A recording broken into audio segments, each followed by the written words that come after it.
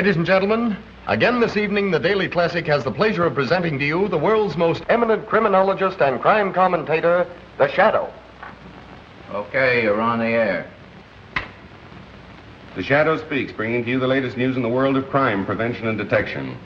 This afternoon, a crime was committed which brought only tragedy to the perpetrators. 3 young desperados held up a bank and escaped in their car. The police quickly picked up their trail. There was a running gunfight between bandits and police, which finally resulted in the 3 misguided young men plunging to their death.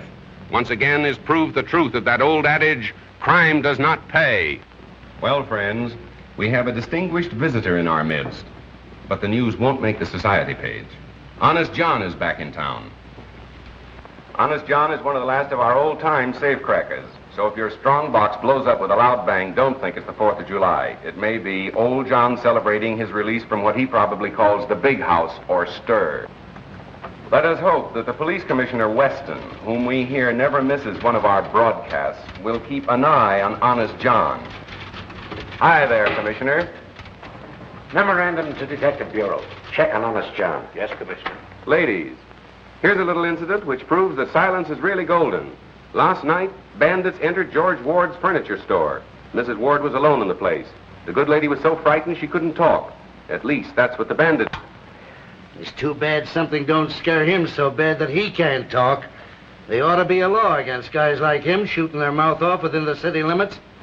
But still, Mrs. Ward refused to say a word. At the point of a gun, they took from the cash register a $1 bill and 1 thin dime. The moment they'd gone, Mrs. Ward calmly removed a $100 bill from her mouth. Witnesses took the license number of the car, 3Y-41-37. I'll repeat that, 3Y-41-37. Did you make a note of that? Yes, sir, I did. Last night, young Michael Nolan took his pretty fiancée, Dorothy Walsh, for a drive along the scenic highway overlooking the city. With a bright lover's moon overhead, they stopped to enjoy the view and to romance. Today, police discovered their bodies in Nolan's car and are holding a transient named Miller for the murder. Well, you can't go in now, miss. The Shadow's on the air. Oh, but I'm Phoebe Lane. Sorry you couldn't get in there if you was Calamity Jane. But I'm working for the Shadow. Well, I'm the Shadow. Well, then just fade away, will you, please, lady? But I've got important news that must go on the air right away. I've got it all written down here. Look here.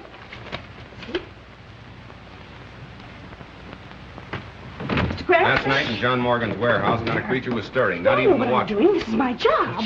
As robbers silently jimmied a window, they were greeted by cries of, "Get out, get out." They did. An hour later, when police stopped to investigate the window, the parrot was still screaming, "Get out, get out." Ladies and gentlemen, there seems to be a slight disturbance in the studio.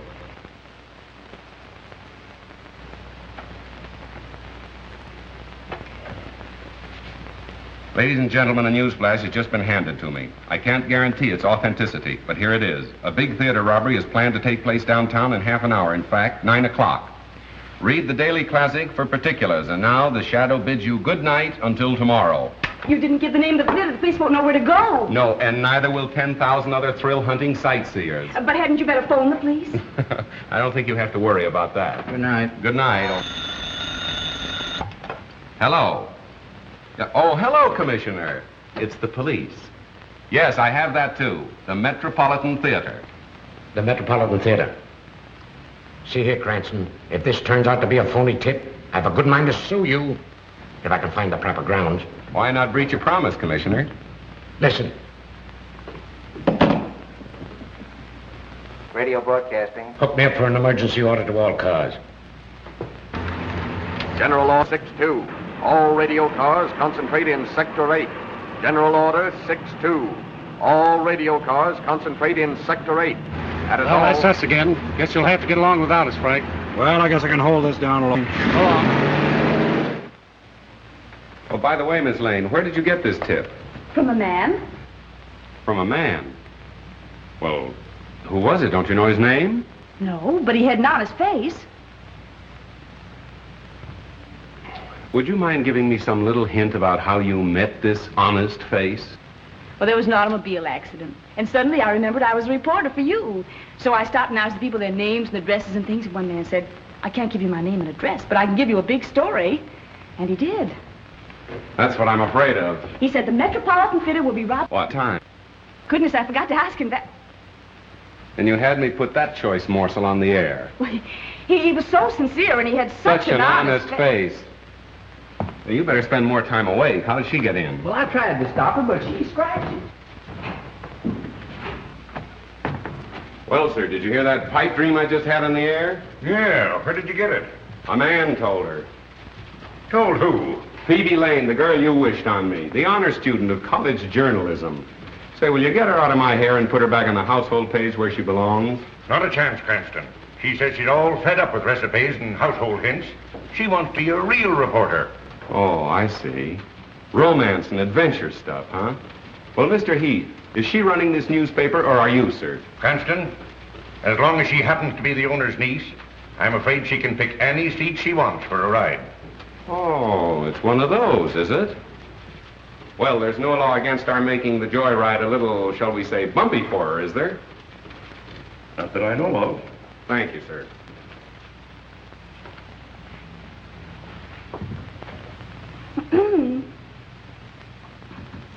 Ladies and gentlemen, this is Phoebe Lane, the real brains of the shadow who thinks he knows all about crime. But the real crime of the age is the way he makes you think he's so smart, when it's really me that does the work all the time.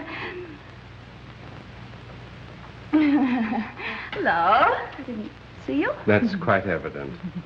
I didn't mean what I said, Mr. Cranston. I hope you can forgive me. I wish I could forget you. Oh, if you think you're going to have Metropolitan Theater robbery without me, you're crazy. That is my story. Wait for Phoebe. Hello, Mr. Cranston. Now listen, Mo, you're a fine driver and all that, but you're not working for me. You mean I'm fired? No, but you will be if you insist upon calling me by name. Now remember, you're no good to me unless you don't know me. Okay, stranger. Where to? Metropolitan Theater.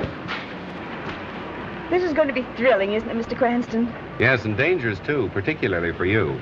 For me? Why? Well, when the crooks start shooting, it seems they pick off the girl first. I never knew that. No, a strange quirk in the criminal mind. Nobody seems to understand it. Oh, but I understand it. It's because they realize that the girl is really the smart one. They have to get her first. Miss Lane, why didn't you stick to the baby and biscuit end of the newspaper business instead of hurling yourself into the jaws of death? Because I'm tired of babies and biscuits.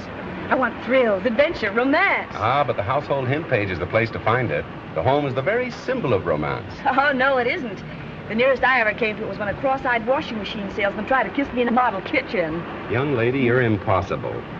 Not if the right man comes along.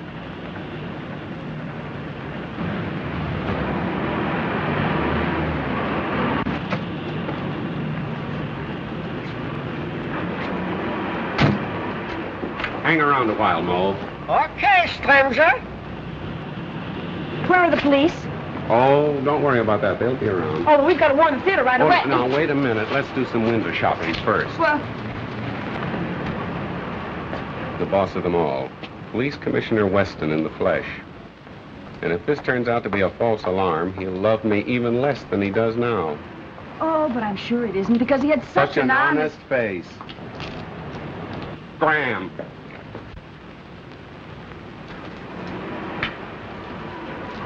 Hello, Commissioner. Say, what kind of a song and dance is this? I hope you realize my whole department has been shifted just to take care of this tip-off. Maybe you'd rather have the theater robbed than let them chalk up another black mark against your record. Now, see here. We got crime down to the lowest level it's been in years. But the way you advertise it, people will think a crime wave is on. You might have twice as much to deal with if I didn't advertise the crime doesn't pay. I'm helping you. Well, I'd like to try running the department without your help, just as an experiment. It's 9 o'clock. Well, well, well. How time flies.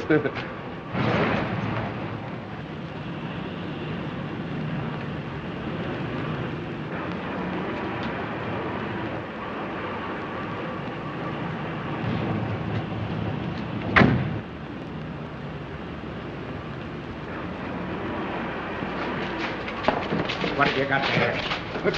It's my violin. What are you taking in there for? What to play it, of course. I am a violinist. Yeah? Let me see it. Please, be careful. It is very valuable. Shut up. See? I no lie. I'm sorry. I owe you an apology. Take those off.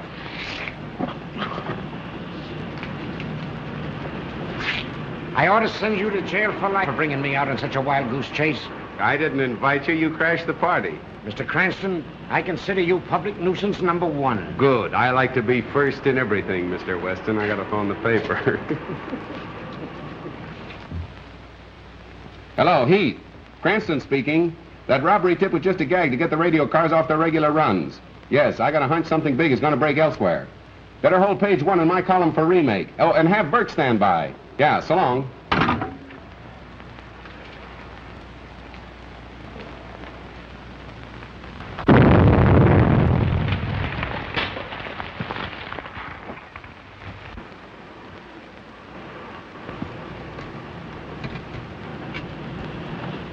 Give me the captain. McCabe reporting, sir. Explosion in 93 Madeira Drive. Yes, sir.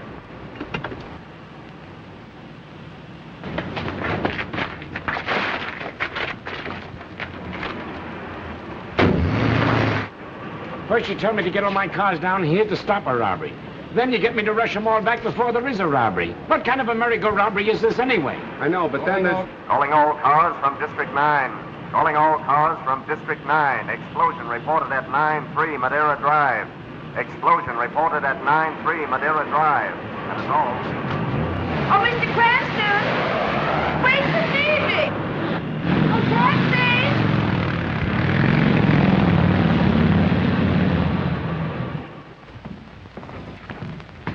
Mr. Cranston, kindly keep your fingerprints to yourself. Riley, take the door. Have you searched the house? Yes, there's no one else here. What, no servants? Servants have a day off every week. Or haven't you heard? Well, in a house of this size, there's always someone on duty. Well, I want any information from you, I'll ask for it. That's fine. I've got to phone the paper anyway. Frank, is there a phone still working? In there. Thanks.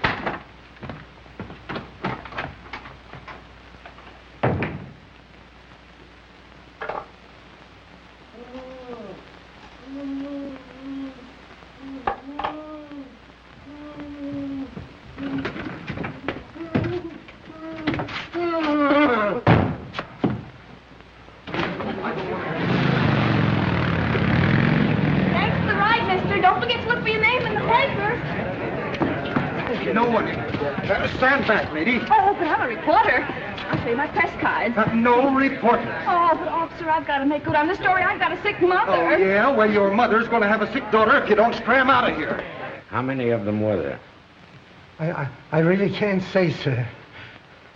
Oh, come on. You must have some idea. Think back. I think there was only one, sir. I was grabbed from behind. Oh, I'm so shaky, I think I'd better go to bed. All right. Thank you.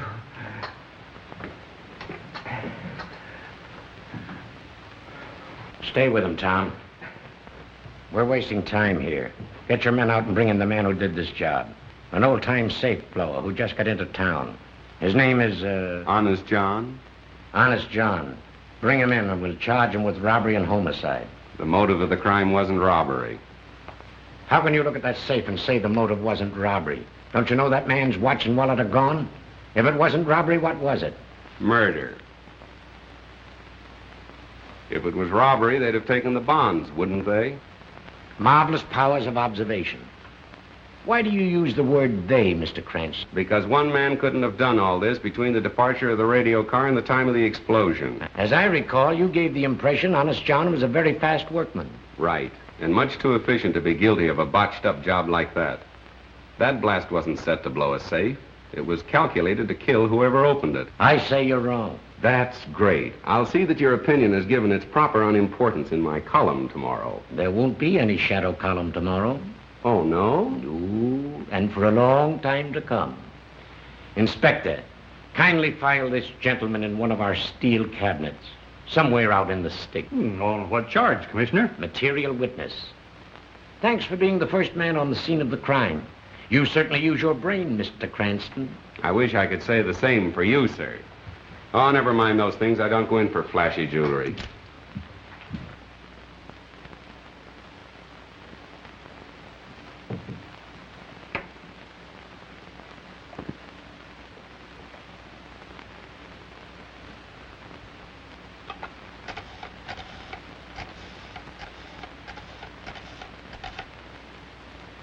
Hello?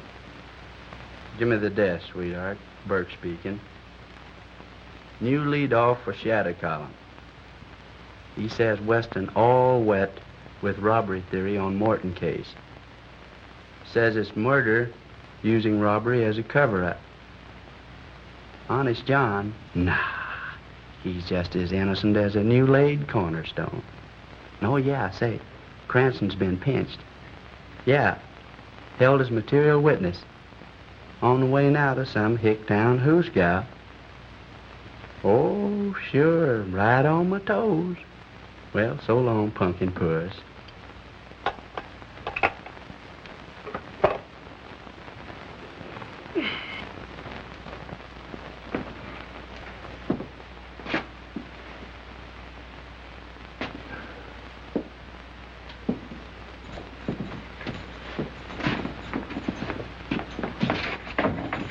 Take it easy, boys. I only want one of you for traffic court. You. Say, officer, I'm sure the judge wants to see me first. Go on back and sit down. I know who to let out and who not to. But I've got to get a message to my folks. Now, if you help me out, I'll take care of you. Take care of me? I'm taking care of you. Come on, get out of here.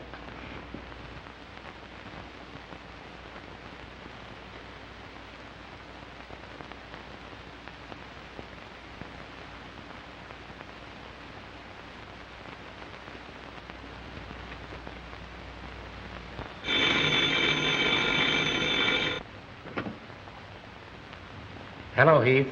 Well, I suppose you want to know what happened to your man Cranston. After what you let him print yesterday, this is a fine time to call me up and ask for anything. But, Commissioner, you've got to let him out for the broadcast tonight. Why, thousands of people are waiting. To hear what else he has to say about the stupidness of the police department, huh? Well, let him wait. And furthermore, unless he changes his tune and lines up on our side, I'm going to cut off all police news from your paper. But the news is public property. You can't... Keep your men away from the records? Of course not. They can have the same access as other citizens. And I'd like to see you get out a newspaper on that. All right, Commissioner. Anything you say. But you've got to let the Shadow out in time for his broadcast tonight. We can't disappoint the public. Can't disappoint the public, eh? Well, we can't mislead them either. Goodbye. But... we must have got cut off. Say, what are you in for? Nothing. You mean you've done nothing? Absolutely nothing. They're holding me without charge. Oh, well, now that sounds scrumptious. That's the greatest. I never heard such a thing in my life. They can't do that to you. Hey, jailer! Pardon me. Hey, jailer. Keep your shirt on. I'm taking you out right now. Me? I don't want to go out. I've got a right to stay here. This is the man who wants to go out. Listen, tell that to the judge, and he'll take care of your friend and you, too. Oh, don't you worry. Everything's coming out. Now, wait a minute. Don't handle me so rough. Oh, don't worry. Everything's coming out all right. Goodbye, old boy. I'll see you soon. I'll see you some more. Good luck. Have a good time. Just a minute. Wait. I'll just be listening a minute. Everybody gets out but me.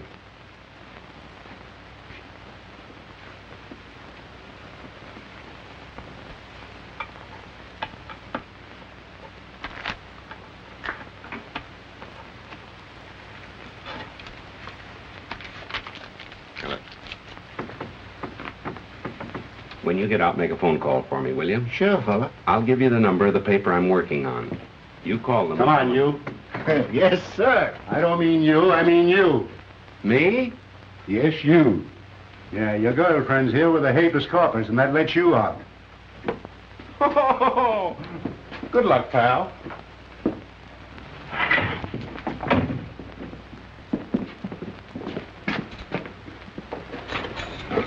Nice little Phoebe to call for you. Yes, thanks a lot. Don't thank me, thank Mo. How much was it this time, Mo? Is this a place to talk business? Don't worry, it'll be on your bill. There, too. The office. Okay, stranger. Cranston. Well, he must be here. Well, he goes on the air in a few minutes. Well, where is he? You looking for me, sir? With millions of people about to tune in on your broadcast in a few minutes, I should worry where you are. You don't think I'd miss an opportunity to pay my respects to Commissioner Weston, do you? Now, look here, Cranston. You've got to lay off Weston. I see. He's been sticking a knife in me with one hand and patting himself on the back with the other, and you fell for it. You're smart enough to report crime without deliberately antagonizing the entire police department. Well, I try to take care of myself.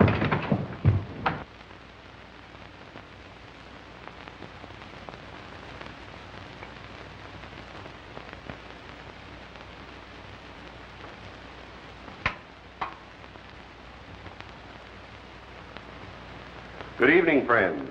Yes, it's your old Shadow Man, and after languishing in one of Commissioner Weston's small-town jugs, the Shadow is just a shadow of his former self. Now we'll get down to the Gerald Morton case and the reported difference of opinion between the Shadow and his other Shadow, Police Commissioner Weston. Friends, I am now of the opinion that our efficient police department, under the able guidance of the Commissioner,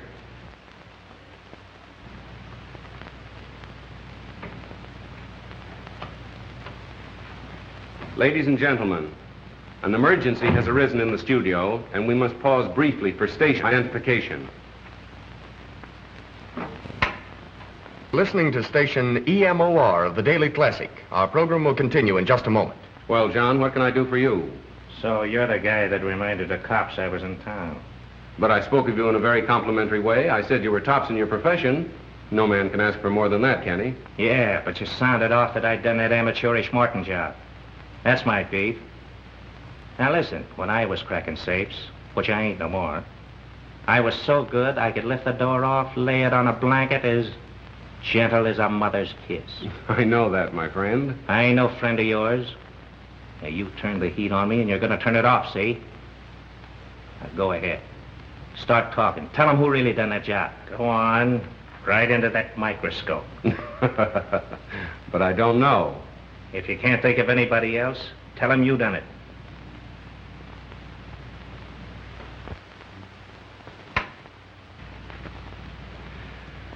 My friends, now that I have the situation in the studio absolutely under control, we can resume our discussion of the Morton murder mystery. Why was Gerald Morton murdered? He is said to have been a good man, a charitable and benevolent man, a man without enemies. But although Mr. Morton's character seemed almost too good to be true, other men, supposedly paragons of virtue, have met violent ends, and investigation has developed some extremely unsavory facts. If my own investigation should develop a hidden side of Mr. Morton's life, I shall tell you all about it tomorrow. Well, what about me? I can now inform the police commissioner that Honest John is absolutely innocent of the explosion which caused the death of Gerald Morton. As a matter of fact, John, that job wasn't up to your usual professional standards, was it? No, I done better than that when I was still wearing short pants. Surely. Now, I ain't squawking about the cops pinning a murder on me, but when they tries to hang an amateurish job like that Morton blow up on me, I resents it, see? Naturally. I'll get him. Take a general order. Effective immediately. There you are, ladies and gentlemen. You've just had the pleasure of hearing Honest John in person. You mean I was on the air? You were, John, and thank you.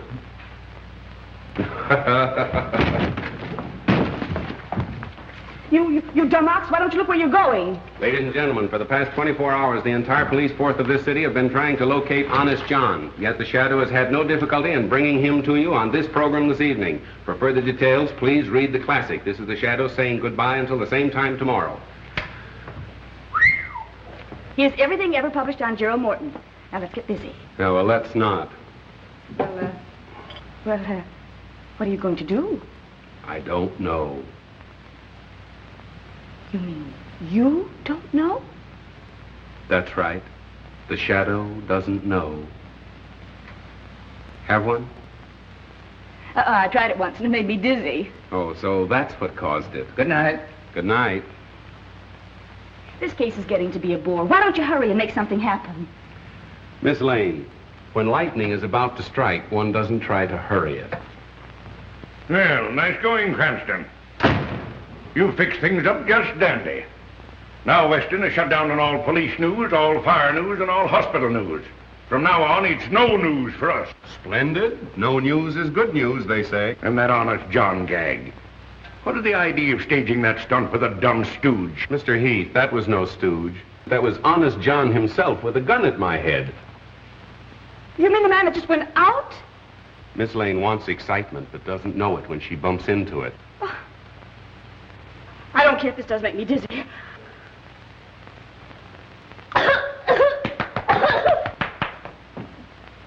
Oh, hello, Matt. How are you? Well, where is he? You mean Honest John, I suppose? Yeah. I do believe, as he'd say himself, that he's taken it on the lam. Why didn't you hold him? Well, why should I? I'm not the police commissioner. Then quit acting like a chump. You know, I think he's got something there. Phoebe, thank you. You're a gentleman and a lady. Now, here, stop this clowning. How are we going to get the paper off the spot you two have got it on? We're not clowning, Mr. Heath, and please don't blame Miss Lane. It was my fault. I thought I was Say, doing wait something. a minute. I think you hit an angle in your broadcast where you hinted that Morton's character wasn't all it should be. I don't know. I'll over to my office and work this thing out. All right. My golly, I believe you have something. Yes, there's the... Cranston? I'm Mr. Cranston. What can I do for you, sir? I am Roger Morton, brother of the Gerald Morton, whose name you tried to besmirch in your broadcast. I came over to see just what sort of man could be guilty of such an attack. Well, I'd like to explain that. I don't know what you meant by your hint about a hidden side in my brother's life. But in the presence of my attorney... I beg your pardon. Our firm has great commitments abroad, young man. And your paper will pay the penalty if you do or say anything to jeopardize our international dealings. And we deal in millions. That's all. Good night. Good night. Now what are you going to do? I'll tell you what he's going to do. He's going to handle the story Morton's way, or he'll sue us for millions. Nice thing. Honest John says I handle it his way or he'll shoot me. Weston says I handle it his way or I go to jail. I think you started all this, sweetheart. Have you got any suggestions? Don't ask me. You're the great big detective. And there you are. You see, she craves action, and when she runs into it, she starts passing the buck. I wish you'd go home and roll your hoops so we can roll up our sleeves and get to work. I'll admit you have performed miracles, like that Allen murder. But there you had a bent pin to start with as a clue. This time you have nothing. You're right. Nothing. Don't forget you've still got Phoebe. Well, we don't want you shot. You're no good to us in jail, and we can't afford to offend Morton. There it is, son. Get us out of it. Just like nothing happened. Well, Miss Lane. Miss Lane went home to roll her hoop. Phoebe. I wonder if Miss Lane would recognize the man that gave her the tip that started all this. Miss Lane would know him anywhere. She never forgets a face. Well, what did he look like? Oh, he was thin. Well, not too thin. No. And, Blonde? he was between a blonde and a brunette, and rather medium-sized for a man. And he was thin and... Oh, but I said that, didn't I? Yes, you did. My, what a memory. Anyway, he wasn't bad-looking. Well, go on. Anything else? Anyhow, I know how he spoke. How? With a foreign accent. A foreign accent? Mm-hmm. Listen, that's important. Was it a Moscow Russian? I will give you a tip about a theater. No. No, it wasn't that, I see. Italian, perhaps, more liquid. Senora, we know about the theater. No, it wasn't that. French, of course, it wouldn't be French. There is a theater that will be robbed tonight. Oh, no, that's not right. A German, perhaps. I can give you a tip about a theater around the corner that's going... That's nearer. Perhaps a little finer, huh? Viennese.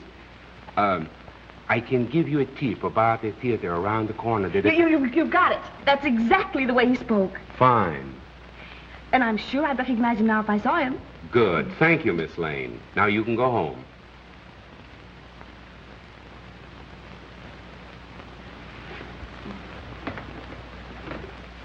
Oh, wait a minute. Let me finish before you go away mad. Go home, put on your nicest dinner dress, and I shall call for you between 9:30 and 10 o'clock. You mean I'm going to be wined and dined for remembering his accent? No, sweetheart. The idea is to find the man. I don't get it. When you want to find an American, you go where he works. When you want to find a foreigner, you go where he dines. My, but you're clever. Let me see now. Should I wear black or blue or You'll wear black and blue if you don't hurry. Scram, sister.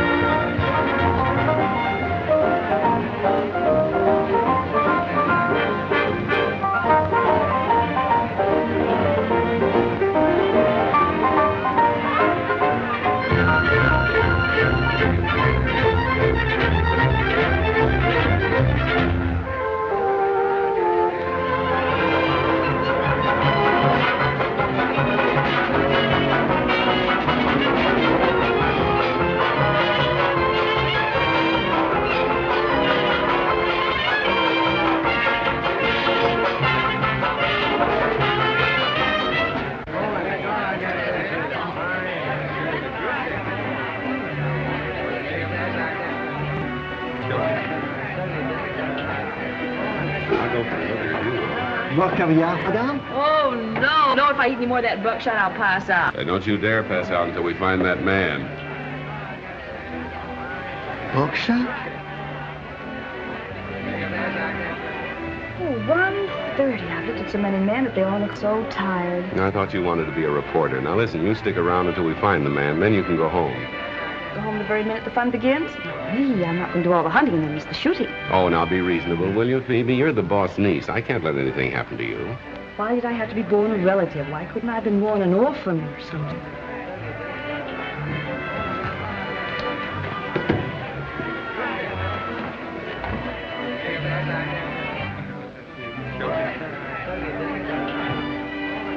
What? There he is. I thought you said he was good looking.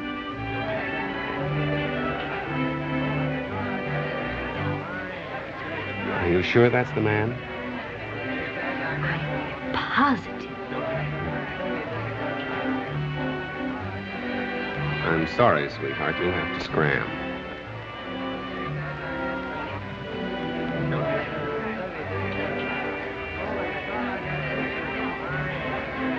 Oh, hello. Oh, I am sorry. I have made a mistake. You are not my old friend, Captain Litzman, as I thought. My mistake was a natural one. You know, I have not seen Litzman since we flew together in the war. I see you are an ace also. May I know the name? Mine is Stolsky, Baron Stolsky. I'm called Floto, and this is my friend Starkov. How do you do? I was told when I arrived in America recently that I could meet and make friends with many people of my own class. I am glad that is so. Waiter, gentlemen, what will we drink?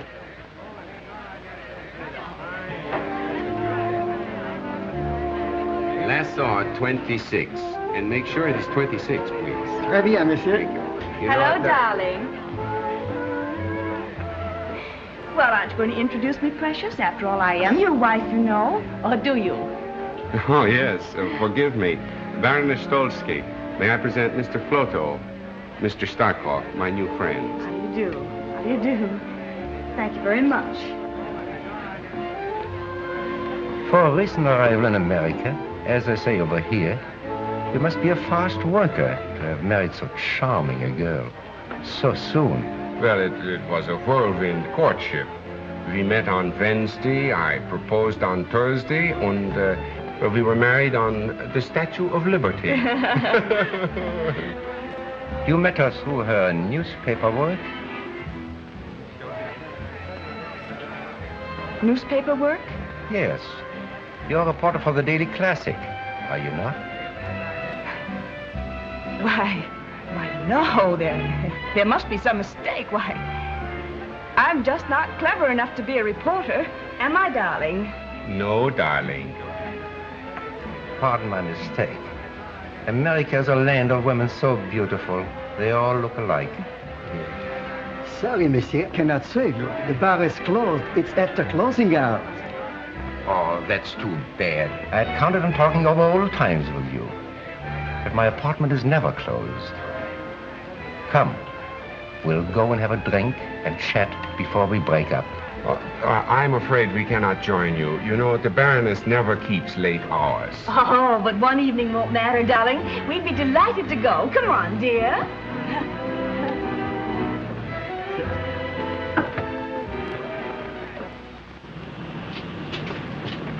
Taxi? Midtown Apartments. Oh, no. You see, it is a raining night. I'm sorry, and it's so late. I must take my wife home, I'm sure. But the Midtown Apartments are not far from here. Yes, darling, and I'd love to have another drink. Oh, easy. You see, my wife gets these attacks, you know, when it's late and raining. I must take her home, but we will see you tomorrow for luncheon. At the Hofbrau at 1. Luncheon, 1 o'clock punctually. Good. Yes. Well, 12 Dutton Street. okay, Splinter. Good night, gentlemen. Good night. Good night.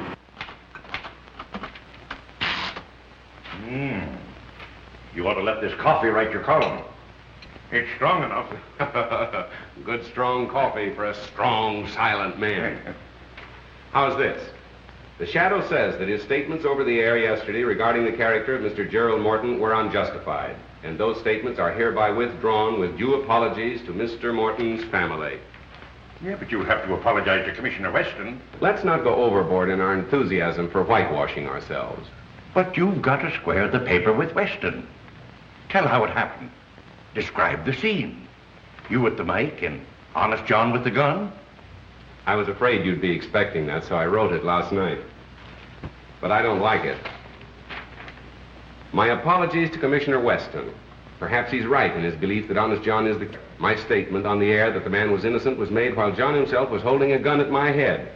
And I hope that the Commissioner, with his usual fair-mindedness, will restore the classic favor. Great. Now Morton can't sue us. And the Commissioner will have to restore our news. Oh...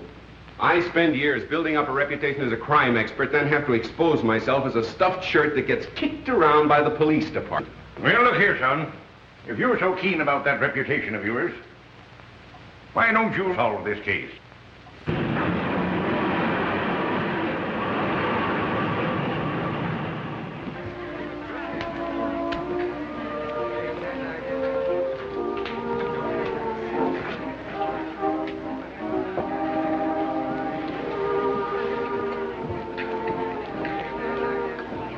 Well, did you check? Who is he? The Shadow, the criminologist. He is not to be taken lightly. Neither were the best detectives of Paris, London, New York. Yet, here we are. An amateur. Well, Mr. Cranston, how are you feeling this morning? Now listen, Mo, for the last time. If you ever call me by name again or recognize me or even speak to me before you're spoken to... I'm fired. That's right. Okay, stranger.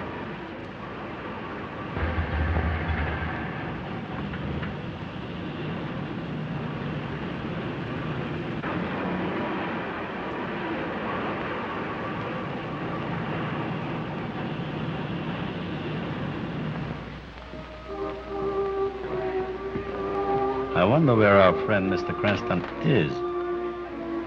There's something wrong, Stalker. There's something wrong with your nerves, my friend. We are not going to leave here with our work half finished. Yes, yes. I know how much there's at stake. That's why I'm so uneasy.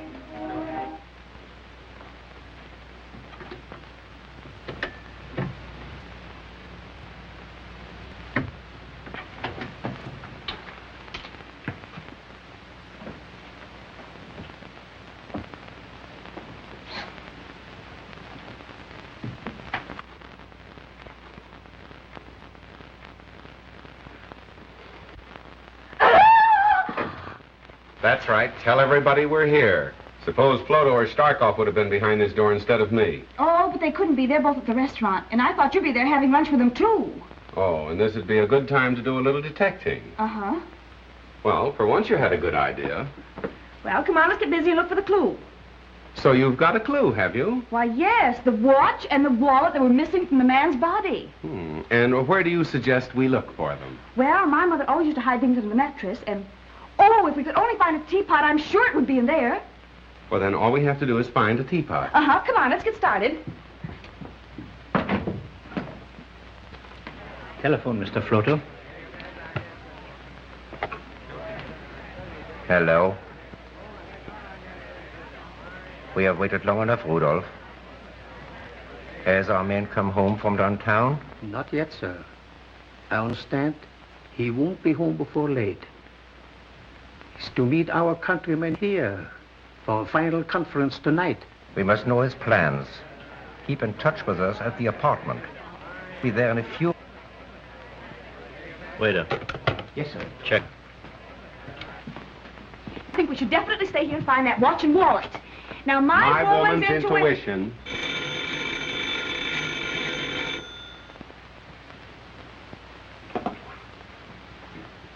Hello? This is Floto. The master has just gotten home. Early in the afternoon will occur an opportunity when he's gone.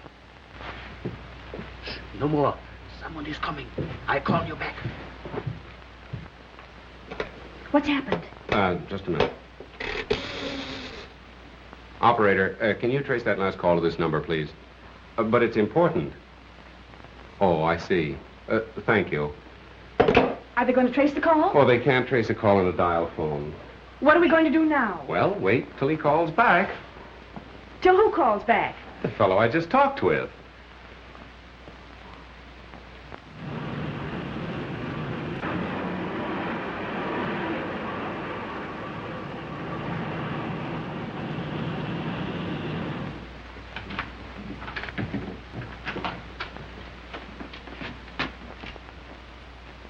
Oh, hello. We were afraid we had missed you. We've been waiting and waiting, haven't we, dear? What are you doing here? Well, we came for the luncheon. But the appointment was to have luncheon at the restaurant. Oh, how stupid of me. You know, I'm afraid last night when we made the appointment, my mind wasn't on it. You know, my wife had that attack. I trust she's better now. No, I'm afraid she's even worse. Aren't you, dear? Make her comfortable. We soon have lunch. Oh. Oh, poor darling. No, you see, she's getting another attack. I must take her for the air right away. Just a minute, Mr. Cranston. Your hand, Mr. Shadow. What do you suspect us of? And why? Oh, well, now you'll have to listen to the broadcast to hear that. You see, our business is to get interviews, not to give them. Isn't it, sweetheart? Yes, sir. And may we go now? No. Now that we have you here, you are going to stay. Take your time, mister. Taxi stranger? Scram, Phoebe. Thanks for your hospitality, boys. Nice work, Mo. Mo? I thought we were strangers. Have a cigarette, pal?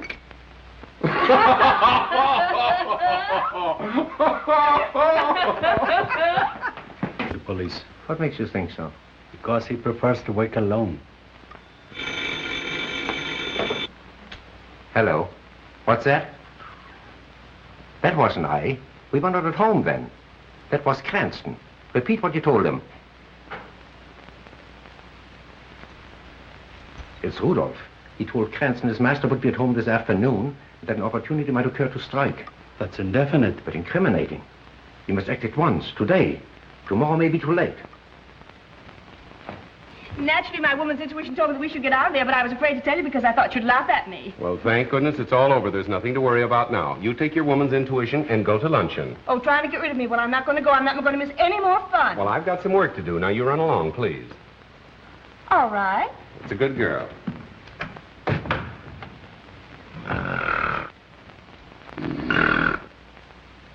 Bert! Bert! Bert! Bert! Come on, get up and get going. Where to?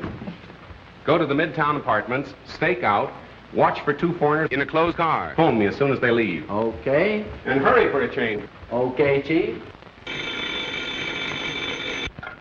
Hello? Oh, yes, Mr. Heath. No, still as much in the dark as ever.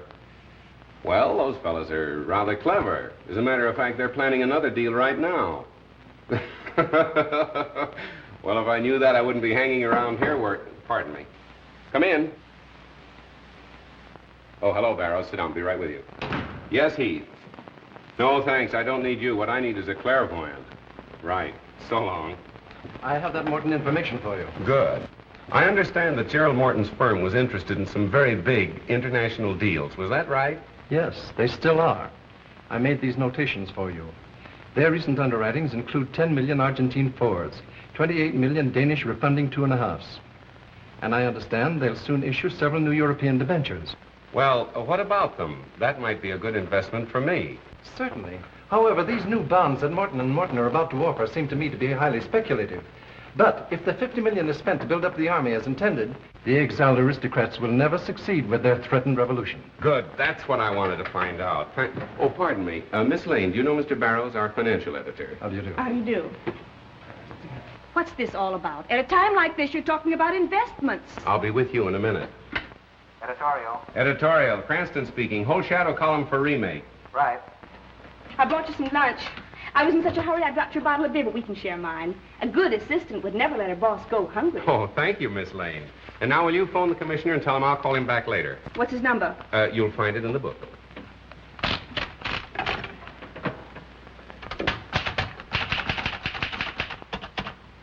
L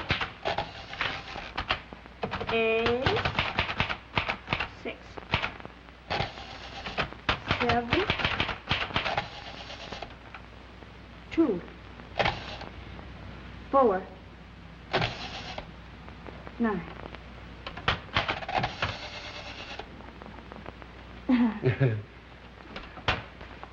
There you are, Commissioner. First edition on the streets now, with a full explanation apology by the Shadow. The apology could have been stronger. I hope this paves the way for renewing friendly relations. I'm no enemy of the Shadow. I always give him credit for being somewhat clever, but he should remember he's only an amateur. After all, we're professionals. That's right, Commissioner. And I hope that you'll restore the Daily Classic to good standing with the department right away. Of course I will. Take a general order. Cigar, Commissioner? No, thanks. Wait till you get a load of this, Phoebe. The Morton case will break wide open tonight, and it'll be a big surprise to the police. Pardon me. Under the misguidance of Commissioner Weston, the department has wasted 24 hours searching for the wrong man, with the right men under their noses all the time. But won't that make the commissioner furious? Pardon me. You would get hard-boiled eggs. And although the murderers have completely baffled the police by their shrewdness and daring, pardon me, the Shadow knows who they are and why they killed Gerald Morton. But how do you know that? We didn't find a single clue and just a motive. Ah, yes, we did. And you'll know when it happens. You're intelligent. You sparkle. I don't know what I'd have done without you on this case, but we've got to keep going. Here, rush this down for the night edition. Yes, sir. Pardon me.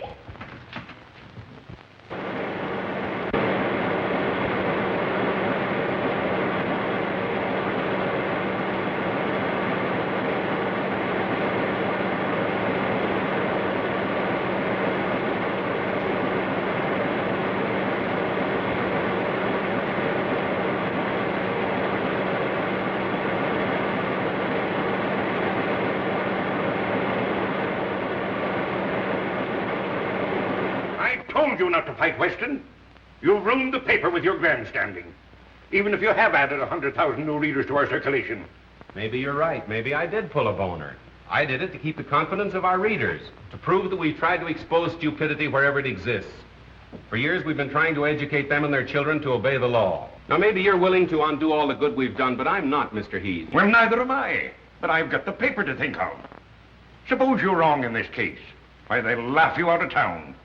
What if you don't solve this murder this afternoon? Then I'm through, washed up. No more Shadow column and no Shadow. But if I'm right and Weston's wrong, he's the one that has to change his tune. He'll have to work hand in hand with me, and between the two of us, there'll be so little crime in this city, it'll be a crime. That's the spirit. Now you're talking. Yes, sir. I makes 4 straight passes right in the road.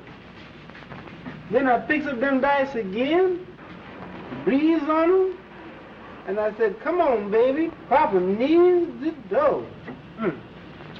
And right there, the little cop comes along. Oh, man.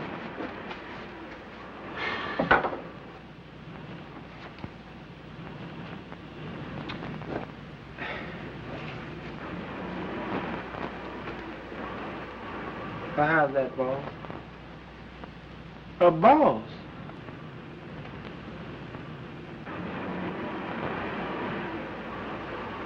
Shine 'em again, will you, boy? Again?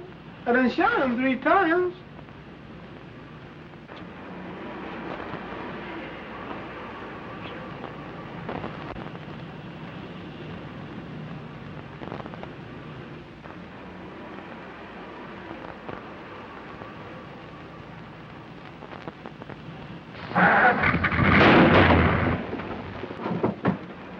Look out there, boss. You better put that thing away. You're gonna kill somebody. A boss, but shine, money. We'll have the usual introduction, and then naturally work out the theme that crime doesn't pay. Answer that, will you please, Miss Lane? Hello? Yes, this is Mr. Cranston's office. Who shall I say wishes to speak to him? I can't hear you. Oh, I'm so sorry. It sounded just like you were yawning. Oh, I know who that is. I'll take it, thanks. Hello, Burke. Yes, what's up? Bag and baggage, huh? Which way did they go, west? Never mind how I knew. Yeah, so long. I've got to run. Now, if you want to help me, you'll stay here and finish those notes. Well, you're just trying to get rid of me. No, not at all, really. If whether or not I go on the air tonight as advertised depends absolutely upon you. Now, you wouldn't let me down, would you, pal? You bet I won't, pal. All right, so long. Hello, Thunder. Hello, 896 Clover Road, and hurry. Okay, Mr. Cranston. Mo, you're fired. I've warned you a dozen times. Yeah, and I warned you once. Get in. You two. And the first break you make, you're driving a dead passenger. I know I did you wrong, John, but I'll square it later. I'm in a hurry now. Let's talk it over some other time. There ain't gonna be any other time for you, buddy. You can't laugh this off. My apologies to Commissioner Weston. I'm now convinced that he's right in his belief that Honest John is the killer. Oh, that's only the first edition. I had to red apple the commissioner. Wait till you read the final edition. This is the final edition for you, buddy. Just a minute. Another move like that, and I'm gonna let you have it right here. I was only reaching for a cigarette. You got a cigarette, driver? I got you covered now, pal. Well, suppose you left the pen, and you want to go straight. You come to town looking for an honest job. What do you get? A bum murder rap hung on you. You really want to go straight, John? On my word of honor. Have a cigarette.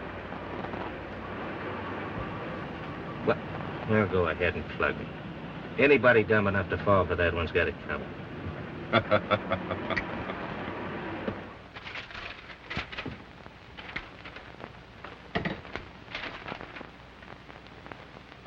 Am I on the air? Thank you. Ladies and gentlemen, this is Miss Phoebe Lane, the Shadow. If Police Commissioner Weston is listening in, I should like him to know that the Shadow and I think he's the world's prize sap, and we intend to leave no stone unturned. The Shadow knows who killed Gerald Morton and why. We'll be on the air at 8 p.m. this evening as usual. Well, we'll see about that. Matthews, what's the law covering withholding of evidence from the police? Section 164, revised criminal code, sir. Get out a warrant for Cranston and pick him up at once. Yes, sir. And now, ladies and gentlemen, I'll give you my own story of how I helped the Shadow to solve the Gerald Morton murder mystery. In the first place, Commissioner Weston and his very dumb stooge, Detective Inspector Matthews, were off on a false scent, as usual, and... Keep right on, sister. You were going great. Oh, I'm so sorry. You frightened me so I didn't know what I was saying. I never know what I'm saying when I'm frightened. Do you want to see Mr. Cranston? Yeah, just to say hello. You're not going to arrest him again. Oh, no. Cranston and I are old personal friends. Oh, then I can tell you where he is. He's out in the Morton case. Ah, Morton. Thank you. Be sure to thank Mr. Cranston for me. Well, thank you, Mr. Matthews. I certainly will. I'm sure he'll thank you. Goodbye. Bye.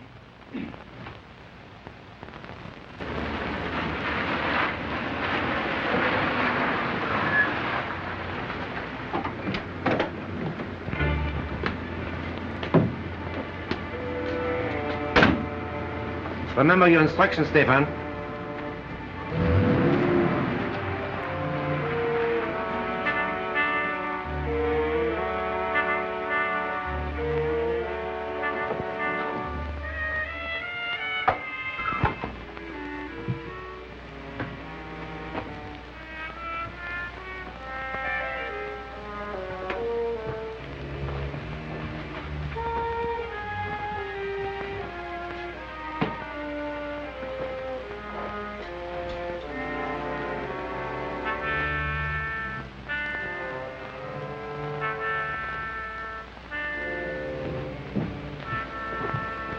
Sorry if I kept you waiting, gentlemen. Our appointment wasn't until later. We are not the men you are expecting, but we are here regarding the same matter. Won't you sit down?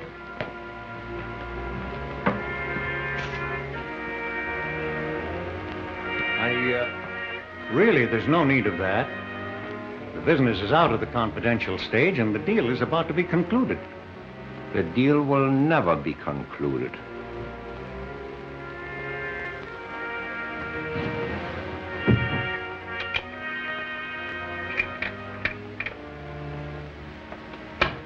You will kindly take out all negotiable bonds and securities and any large amount of money.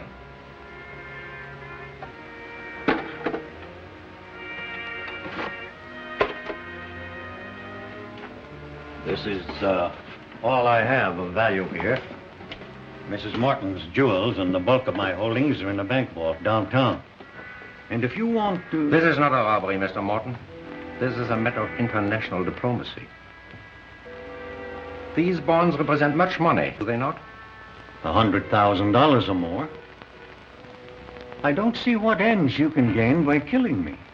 Let us review the history of the loan you were about to make tonight. 3 years ago, a French banker was about to lend that money.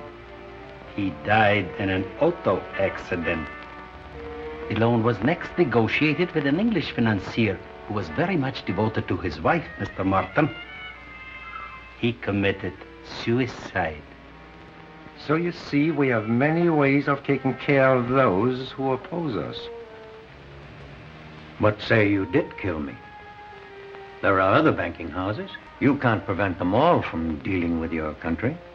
We intend that the death of both Patmos and Morton shall throw this bond issue into such litigation as will hold it in the courts indefinitely. Unfortunately, you were not with your brother at the time of the accident we planned for both of you. So now you will do as I suggest. Or, if you're stubborn, we'll wait for Mrs. Morton.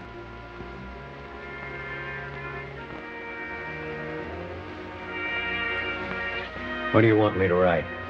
The death of your brother will make necessary that you account to his estate for your interest in the firm, will it not? Of course. Good. We take these. Your accounts are 100,000 short. You are faced with exposure as a faithless partner, as a thief of your brother's money. You understand? Now you're what to write, Mr. Morton.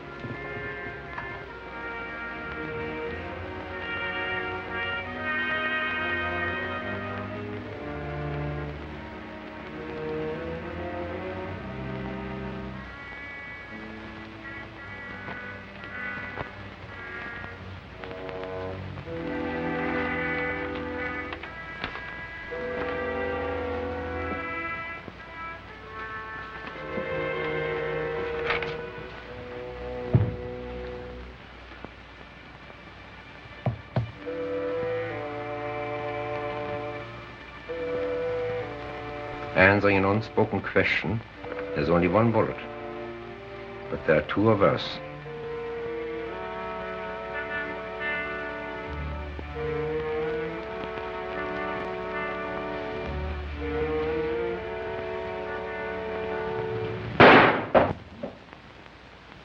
Good shot, John.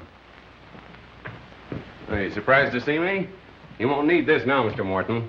Oh, Floto, I thought you were clever. Even a small-town constable could spot that concealed weapon. You better let me take care of that, Mr. Morton. Watch him, John.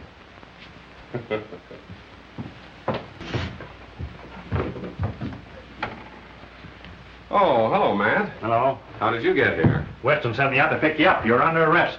What, again? What's the charge this time? Withholding evidence in the Morton case. As usual, the commissioner's late. You!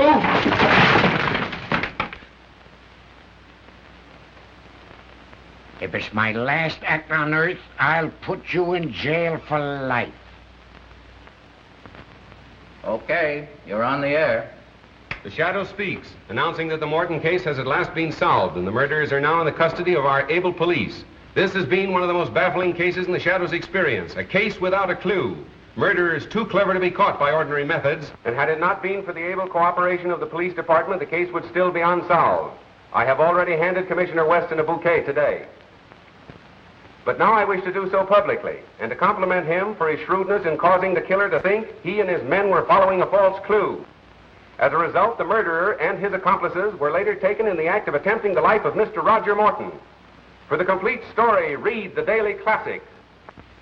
And now, my friends, I'm going to ask Miss Lane, the lovely young lady who assisted in the solution of this crime, to tell her own story. Ladies and gentlemen, I give you Miss Phoebe Lane.